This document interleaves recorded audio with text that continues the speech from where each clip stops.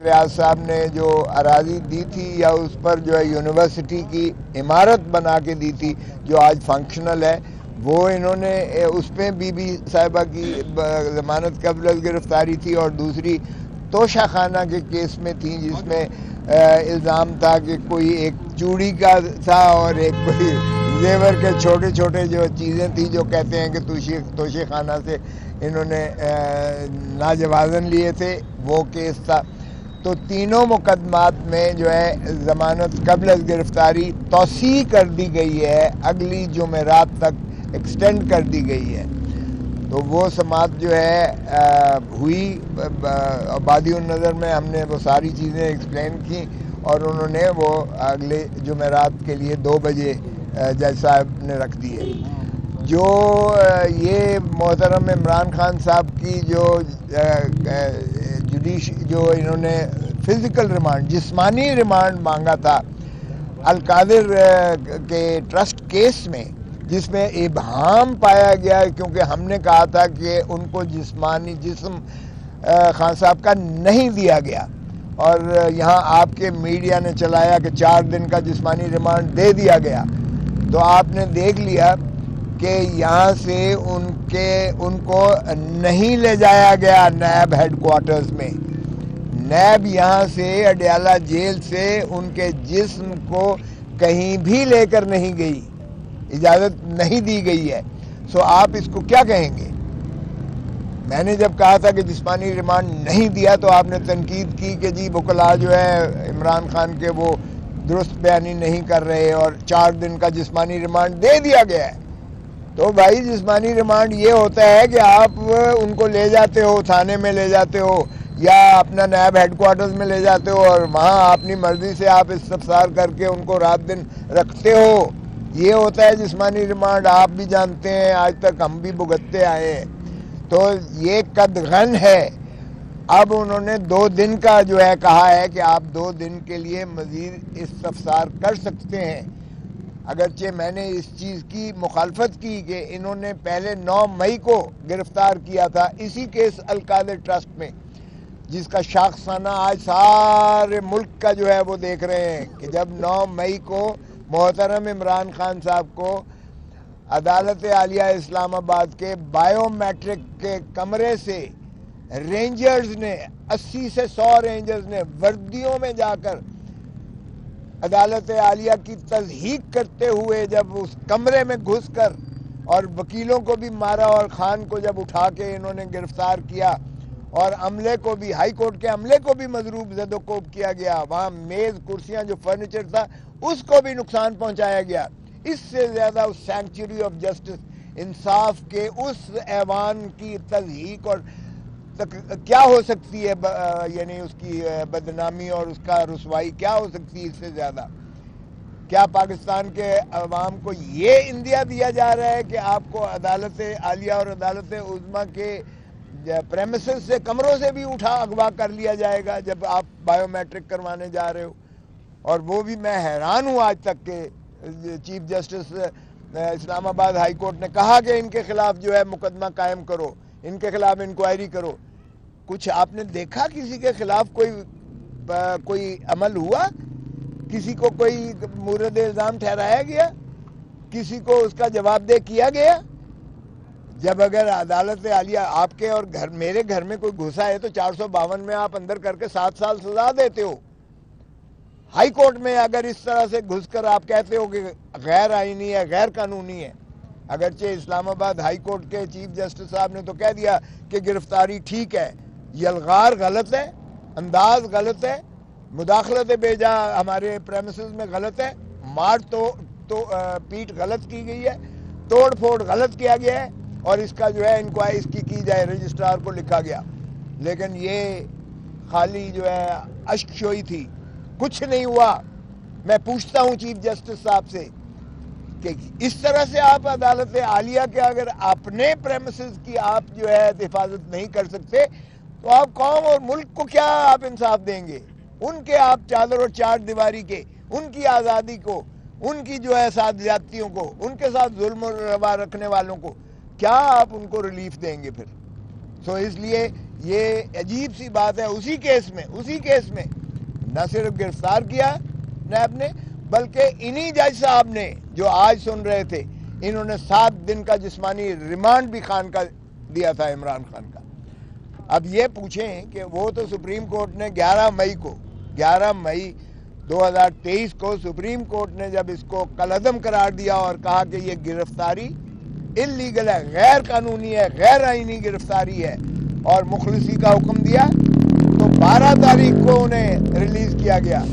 لیکن اس کا آپ دیکھیں ذرا کہ کیا اس کا نتیجہ دیکھیں کہ اگر ایک انوسنٹ ایک ورکر جو ہے وہ مشتعل ہوتا ہے تو کیا کرے گا؟ وہ ظاہر ہے کہ احتجاج کرے گا کہ اس طرح سے ایک سابقہ وزیر اعظم کو غیر قانونی، غیر آئینی طور پر مداخلت بھیجا مجرمانہ کرتے ہوئے اس سینکچری آف جسٹس سے، انصاف کے ایوانوں سے اسے گرفتار کیا جاتا ہے، اغوا کیا جاتا ہے، لیکن کسی کے خلاف کوئی کارروائی نہیں ہوئی ہے۔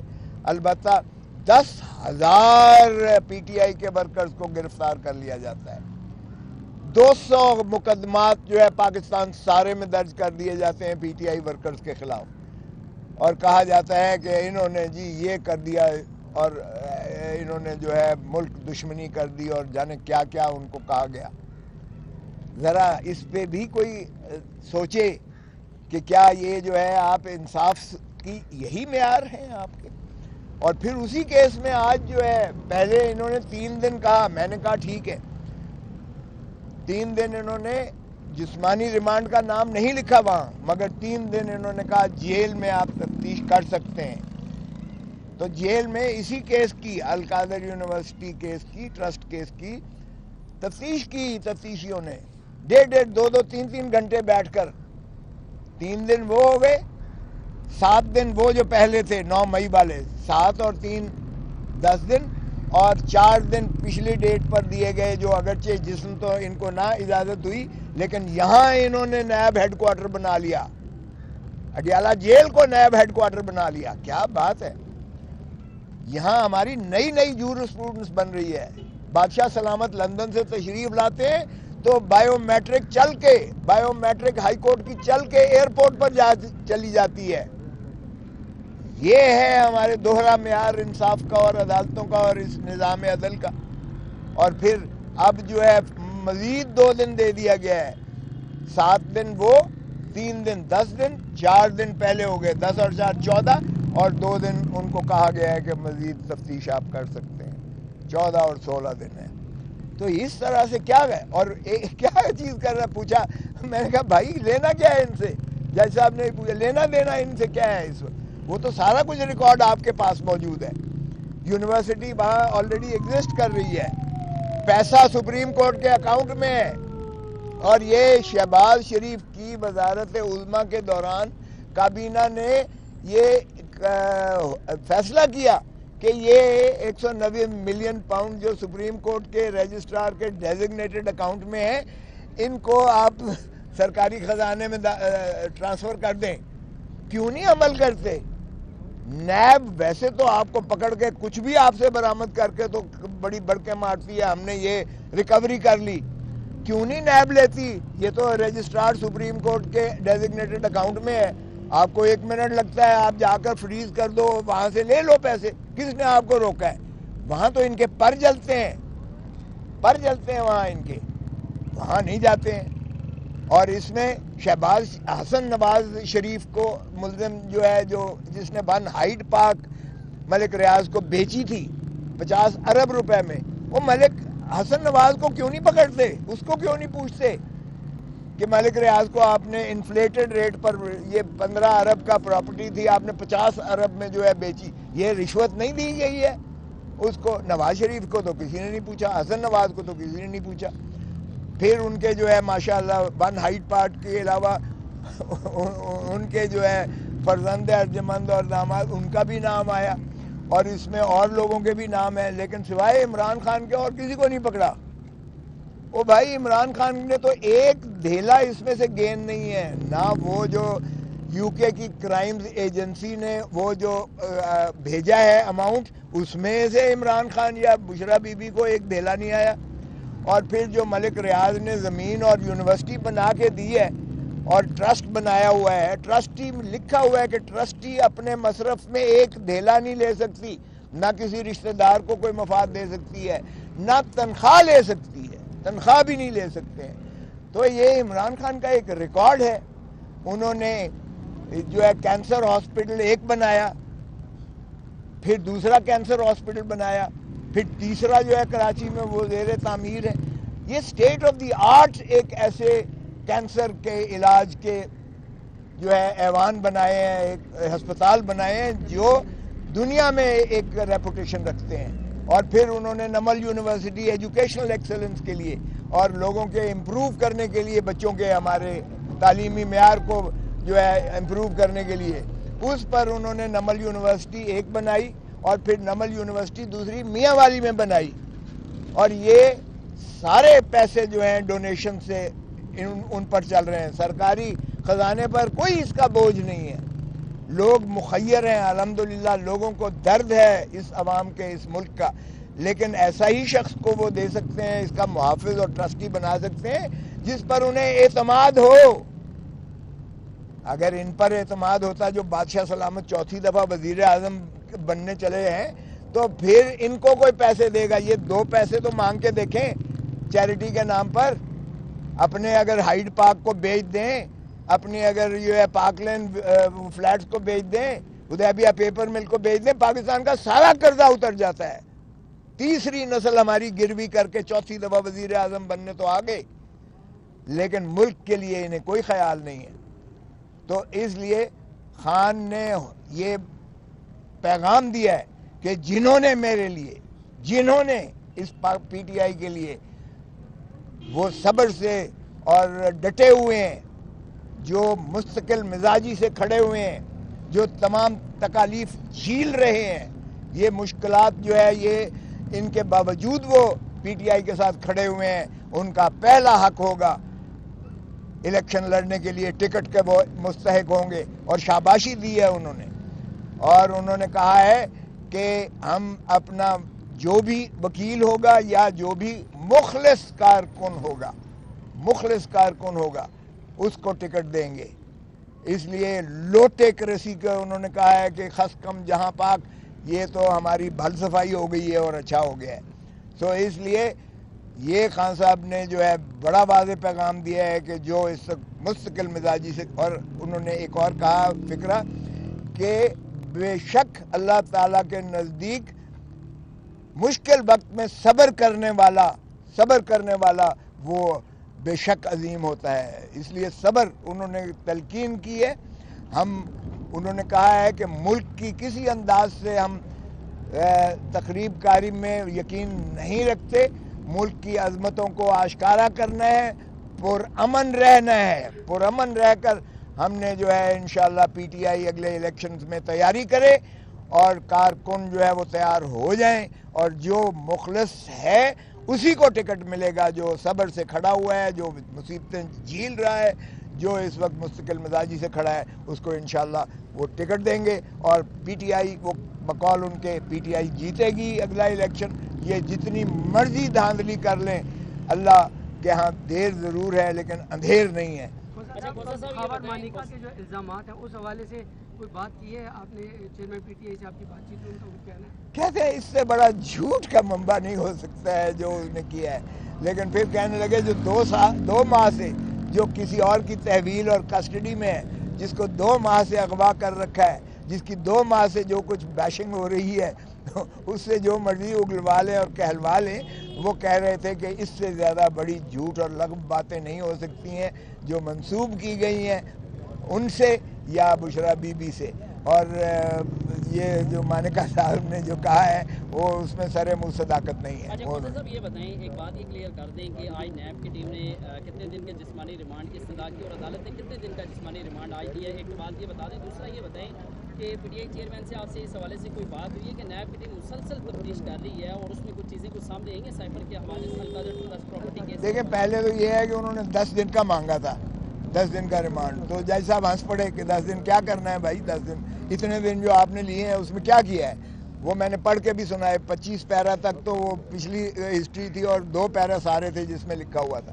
2 دن انہوں نے دیے ہیں, وہ بھی یہی کہ آپ تفتیش کر لیں اس کی. وہ کہنے لگے جی تقابل کرانا ہے. کیا کرانا ہے جی؟ اصلی جو ٹرسٹ ڈیڈ ہے وہ خان صاحب سے انہوں نے پوچھا تو انہوں نے کہا جی یہ علی ظفر صاحب جو ہے بیرسٹر, ان کے وکیل ہیں, یہ اصلی ٹرسٹ ڈیڈ ان کے پاس ہے. ادروائز ان کی نقول فراہم کر دی گئی ہیں. رجسٹرڈ ٹرسٹ ہے, فوٹو اسٹیٹ کاپی دے دی گئی ہیں. وہ رجسٹرڈ اس کے پاس بھی ہے, جو کیا نام ہے اس کا, جو ادارہ ہے جہاں رجسٹر ہوتی ہے وہاں بھی ان کے پاس موجود ہے. اس لیے نیب کاپیز حاصل بھی کر چکی ہے, وصول بھی کر چکی ہے. جانے کیوں وہ اوریجنل ٹرسٹ ڈیڈ کو چاہتے ہیں. باہر کہ وہ علی ظفر صاحب دے دیں گے, اس میں کوئی مذائقہ اور کوئی ایسی بات نہیں ہے. نہیں, کوئی ایسی بات نہیں کی ہے انہوں نے. جی تقابل کرانا ہے. جی تقابل کیا کرانا ہے بھائی؟ کاغذ آپ کے پاس ہے, وہ تو صاف کہہ رہے ہیں. اس میں سے گین کا ایک دھیلا ثابت نہیں کر سکی. نہ الزام ہی لگایا گیا ہے کہ عمران خان نے 190 ملین جو آیا ہے اس میں سے کوئی دھیلا ان کے اکاؤنٹ میں گیا ہے, کیونکہ وہ سیدھا کرائمز ایجنسی جو یو کے کی ہے اس نے سیدھا وہ اماؤنٹ بھیجا ہے جو رجسٹرار سپریم کورٹ کے ڈیزگنیٹڈ اکاؤنٹ میں ہے, اس میں کوئی نہیں. اور اسی طرح جو زمین ڈونیٹ کی گئی ہے اور جو کنسٹرکشن کر کے دی گئی ہے القادر یونیورسٹی کو, وہ بھی ٹرسٹی کے اکاؤنٹ میں یا ٹرسٹیز کے اکاؤنٹ میں ایک دھیلا نہیں گیا ہے نہ اس میں سے. بلکہ نیب نے پوچھا کہ بی بی آپ وہاں پڑھاتی ہیں؟ بشرا بی بی کو یہ سوال کر رہے ہیں. انہوں نے کہا میں نہیں پڑھاتی بھائی. اور پھر آپ تنخواہ کتنی لیتے ہیں؟ انہوں نے کہا جب میں پڑھاتی نہیں ہوں تنخواہ کہاں سے لیتی ہوں؟ تو یہ جو ہے سارے کیا جی آپ نے اپنے رشتہ داروں کو کوئی لگایا ہوا ہے؟ انہوں نے کہا کسی رشتہ دار کو میں نے نہیں لگایا ہوا. یونیورسٹی موجود ہے, اگر آپ کو زیادہ ہی وہ ہے اس کو تباہ کرنے پر ہی آپ تلے ہوئے ہیں اس یونیورسٹی کو, تو جا کے اس پہ بھی قبضہ کر لیں جس طرح آپ نے باقی ملک پہ قبضہ کیا ہوا ہے, اس پہ بھی قبضہ کر لیں. Thank you.